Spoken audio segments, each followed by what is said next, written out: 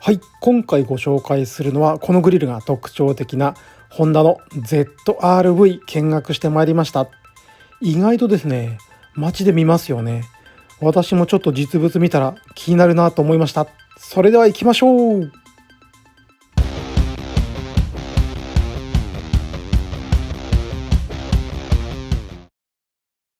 はい、皆さんいつもご視聴いただきありがとうございます。車市場好きチャンネルです。今回は珍しくですね、ホンダさんにお邪魔して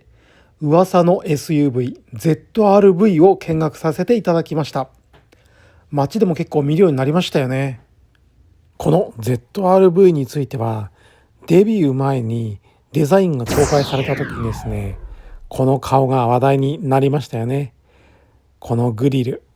どうなんだということで、私もですね、発表当時はちょっとこれはまずいんじゃないのかなと思ったんですけれども、こうやってですね、実物を見て、そして街で走ってる姿を見るとですね、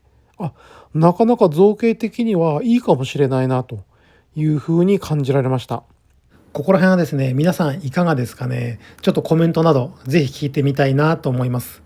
そして ZR-V のですね、エクステリア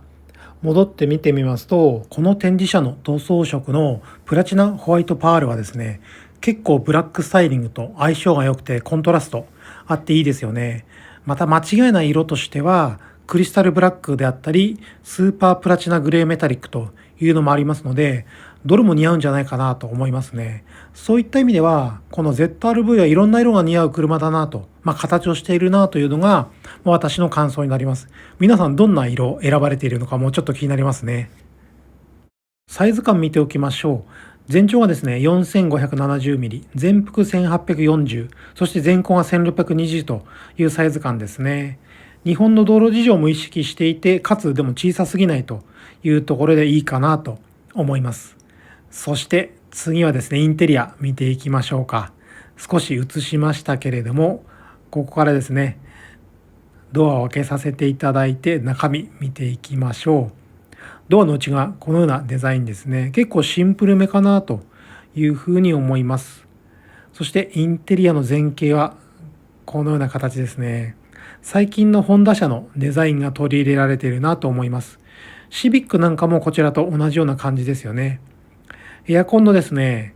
パネル周りがですね、このパンチングメタル調になっていて、結構スポーティーさが出ているなというのが私の第一印象です。正面からインテリア見てみるとこのような形ですね。結構ステアリングなんかもピアノブラックのパーツもあってですね、スポーティーさが演出されているなと思います。あと握りはですね、適度に細めで握りやすかったですね。ちょっと私の感覚で言うと BMW の感覚が強いので、BMW M スポーツのステアリングが太すぎるというのはちょっとあるかもしれません。はい。かなりですね、内装質感は価格に対すると、妥当なのかなというふうに思えました。続いて後部座席ですね。当然 ZR-V 買われる方はファミリーユースも想定されているでしょうから、この後部座席も大事かなとは思います。後ろはですね、狭いことはないと思いますね。狭すぎず広すぎずという感じが、いいかなと思います。使われているシートはですね、結構質感が高くて、この穴開きのパフォーテッドレザー仕上げになっているのもいいと思いますし、座り心地も硬すぎず良かったですね。ということで、一通りですね、エクステリアとインテリア見てきましたけれども、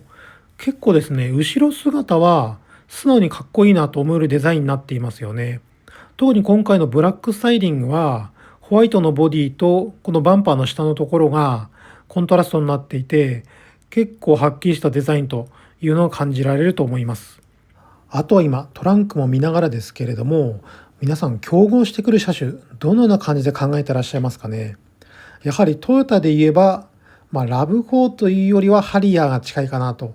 思いますし、日産で言うともう車種は少ないんですけれども、エクストレールかなと。で、三菱自動車で言うとアウトランダーみたいな感じになってくるんですかね。そもそもですね、この ZR-V のデザインがハマっている方は、指名買いみたいな形になるような気がしますけれども、ZR-V の価格で言うと、EHEV の Z のタイプの4駆でですね、437万円ということになっていまして、おそらくこれが一番高くなってくるかなと思います。ガソリンモデルになると300万円後半からになりますので、結構求めやすいかなと思いますが、今時のミドルクラス SUV の値段という感じですよね。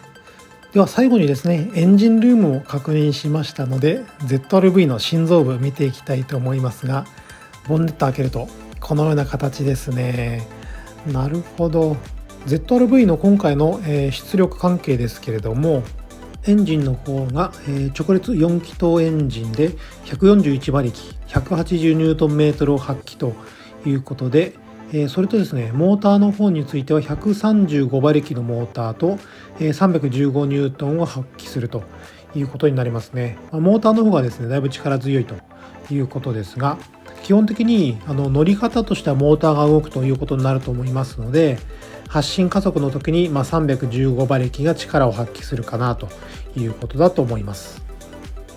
あとですね、ちょっと面白いなと思った機能が、この運転席のところにですね、トランクが開けられるボタンついてるんですよね。なんかミニバンみたいだなとここら辺思いましたが、あると便利なのかもしれませんね。ちょっと私ミニバンを所有したことがないので、この機能使ったことないんですけれども、ホンダ車こんな機能もついているということが面白かったですね。はい、今回もご視聴いただきありがとうございました。ZR-V 内外装を見学してまいりました。結構ですね、面白い車だなと思いますね。それでは皆さんも良いカーライフを。